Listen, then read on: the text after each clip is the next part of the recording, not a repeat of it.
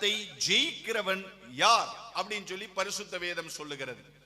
என்னை கேட்டுக்கொண்டிருக்கிற பிரியமான தேவனது பிள்ளைகளே, இந்த உலகம் நம்மை வஞ்சித்து போடுகிற உலகம். நன்றாக கவனிக்கணும், தயை கூர்ந்து. இந்த உலகம் நம்மை எளிதாக வஞ்சித்து விடும். இந்த உலகம் நம்மை எளிதாக வஞ்சித்து விடும். ஆண்டவர் சொன்னார், உலகத்தில் உங்களுக்கு உபத்திரவம் உண்டு, ஆகிலும் திடன் கொள்ளுங்கள், நான் உலகத்தை ஜெயித்தேன். அதே ஆண்டவர் நம்மை பார்த்து சொன்னார், நான் உலகத்தான் அல்லாதது போல நீங்களும் உலகத்தார்கள் அல்ல என்று சொன்னார். அதே 1 யோவான் 2வது அதிகாரத்திலே அப்போஸ்தலனாகிய யோவான் சொல்லுகிறார், உலகத்தில் இருப்பவைகள் பிதாவினால் உண்டானவைகள் அல்ல. ஒருவன் உலகத்தில் அன்பு கூர்ந்தால் அவனிடத்தில் பிதாவின் அன்பு இல்லை என்றவர் சொல்லுகிறார். ஏனென்றால் உலகத்துக்கு மேலே ஒருவன் அன்பு கூர்ந்தால், உலகத்தால் ஒருவன் மேற்கொள்ளப்பட்டால் அவனிடத்தில் நிச்சயமாய் பிதாவின் அன்பு இருக்க முடியாது.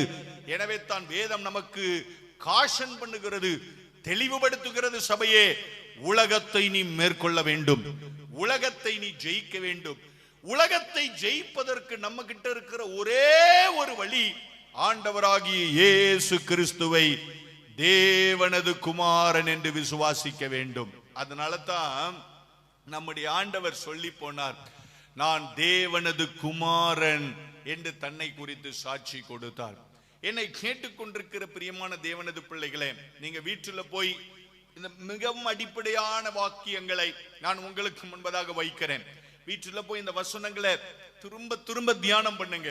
ஆண்டவராக இயேசு கிறிஸ்துவை நீ தேவனது குமாரன், நீ தேவனது குமாரன் என்று சொல்லி சொல்லி சொல்லி ஆராதித்து பாருங்கள். உலகத்தை ஜெயிக்கிற ஒரு வல்லமை நமக்கு கிடைத்துவிடும். நாம யோசிச்சு பார்க்கலாம், அப்படிலாம் ஒண்ணு இல்ல பிரதர், ஸ்தோத்திரம், உலகத்தை என்னால ஜெயிக்க முடியும். நமது எதிராளியானவன் எப்படிப்பட்டவன் என்பதை நாம புரிந்து கொள்ளணும். மத்தேயு 4வது அதிகாரத்துல படைத்தவரையே கொண்டு போய் படைப்புகளை காண்பித்து மயக்க நினைத்தவன் யாரிடத்துல கேட்டான் தெரியுமா? இந்த உலகத்தின் ஐஸ்வர்யங்களை எல்லாம் உனக்கு தருவேன் என்று யாரிடத்துல சொன்னான் என்றால், எல்லாவற்றையும் படைத்தவரிடத்துல சொன்னான். தயவு செய்து கவனமாக இருங்கள். இயேசு சாட்சி கொடுத்தார், நான் தேவனது குமாரனாக இருக்கிறேன். என்னை கேட்டுக்கொண்டிருக்கிற சபையே, நாம் அவரை பற்றி கொள்ளும் போது, நாம் அவரை தேடும் போது, ஆண்டவரே நீ தேவனது குமாரனாய் இருக்கிறபடியினாலே ஸ்தோத்திரம், இந்த உலகத்தை ஜெயிப்பதற்கு எனக்கு பலன் தாரும் என்று நாம் விசுவாசத்தோடு கேட்டால், இந்த உலகத்தை ஜெயிக்க